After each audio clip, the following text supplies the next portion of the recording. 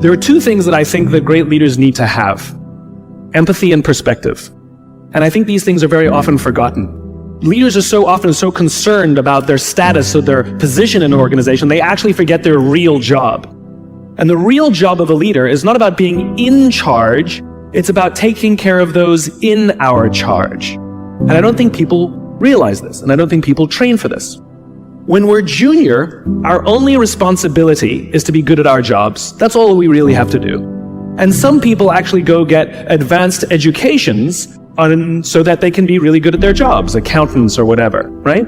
And you show up and you work hard, and the company will give us tons and tons of training how to do our jobs. They'll show us how to use the software. They'll send us away for a few days to get trained in whatever it is that we're doing for the company.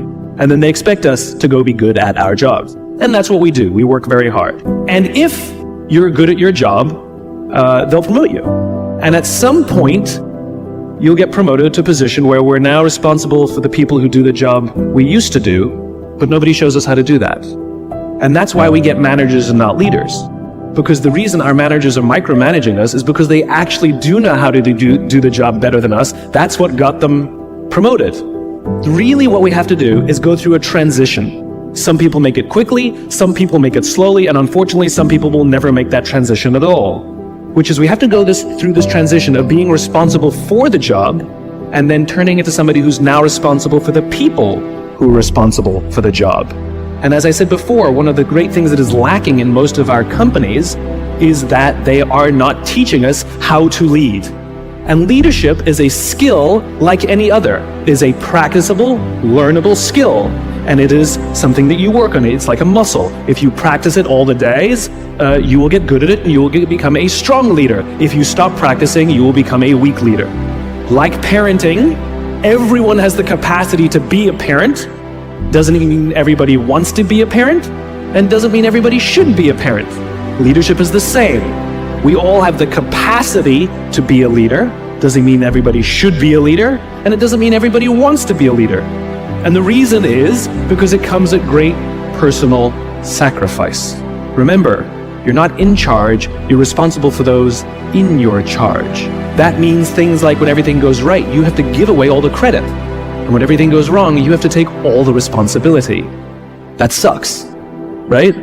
It's things like staying late to show somebody what to do.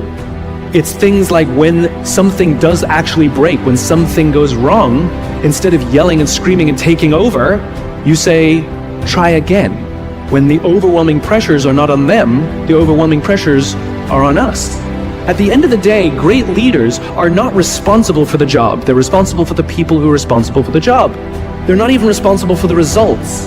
I love talking to CEOs and say, what's your priority? And they put their hands on their hips all proud and they say, my priority is my customer. I'm like, really? You haven't talked to a customer in 15 years. There's no CEO on the planet responsible for the customer. They're just not. They're responsible for the people who are responsible for the people who are responsible for the customer. I'll tell you a true story. A few months ago, I stayed at the Four Seasons in Las Vegas. It is a wonderful hotel. And the reason it's a wonderful hotel is not because of the fancy beds. Any hotel can go and buy a fancy bed. The reason it's a wonderful hotel is because of the people who work there.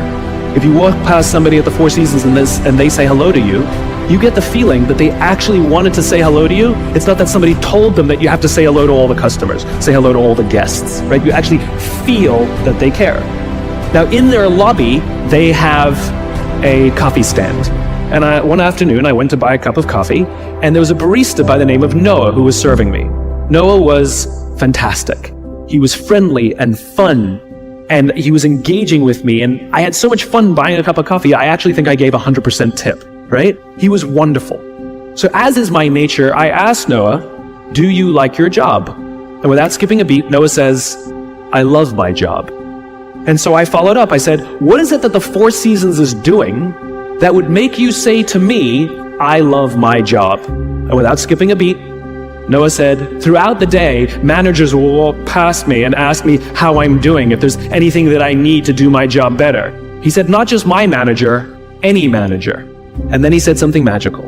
He says, I also work at Caesar's Palace. And at Caesar's Palace, the managers are trying to make sure we're doing everything right. They catch us when we do things wrong. He says, when I go to work there, I like to keep my head under the radar and just get through the day so I can get my paycheck. He says, here at the Four Seasons, I feel I can be myself. Same person, entirely different experience from the customer who will engage with Noah. So we in leadership are always criticizing the people. We're always saying, we got to get the right people on the bus. I've got to fill my team. I got to get the right people. But the reality is, it's not the people. It's the leadership. If we create the right environment, we will get people like Noah at the Four Seasons. If we create the wrong environment, we will get people like Noah at Caesar's palace. It's not the people. And yet we're so quick to hire and fire. You can't hire and fire your children. If your kids are struggling, we don't say, you got to see at school, you're up for adoption. So why is it that when somebody has performance problems at work, why is it that our instinct is to say, you're out? We do not practice empathy. What does empathy look like? Here's the lack of empathy. This is normal in our business world. You walk into someone's office, someone walks into our office and says, your numbers have been down for the third quarter in a row. You have to pick up your numbers, otherwise I can't guarantee what the future will look like. How inspired do you think that person is to come to work the next day? Here's what empathy looks like. You walk into someone's office, someone walks into your office and says, your numbers are down for the third quarter in a row. Are you okay? I'm worried about you. What's going on? We all have performance issues. Maybe someone's kid is sick. Maybe they're having problems in their marriage. Maybe one of their parents is dying. We don't know what's going on in their lives. And of course it will affect performance at work. Empathy is being concerned about the human being, not just their output. We have, for some reason, our work world has changed over the past 20 and 30 years. We are suffering the side effects of business theories left over from the 80s and 90s. And they are bad for people, and they are bad for business. Let me give you an example.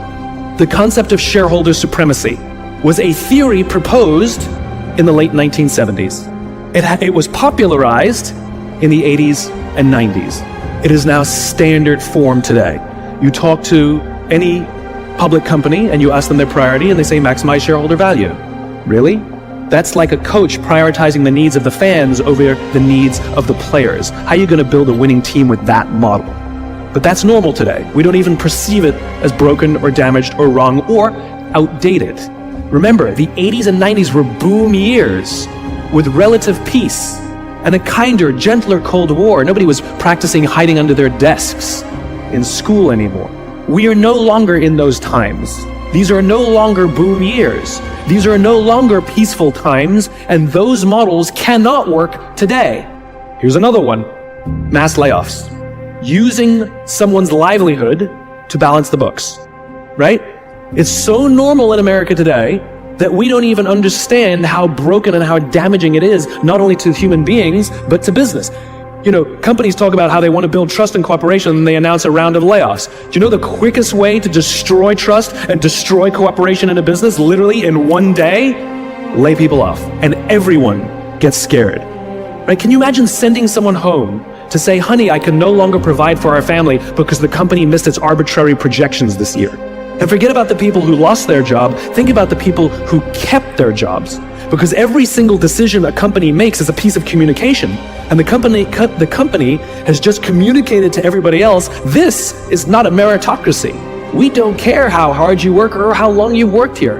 If we miss our numbers and you happen to fall on the wrong side of the spreadsheet, I'm sorry, we cannot guarantee employment. In other words, we come to work every day afraid. And we're asking our youngest generation to work in environments where how would any of us ever stand up and admit, I made a mistake? We're constantly being told, you have to be vulnerable. Leaders are vulnerable. What does that even mean? It doesn't mean you walk around crying, I'm vulnerable, right?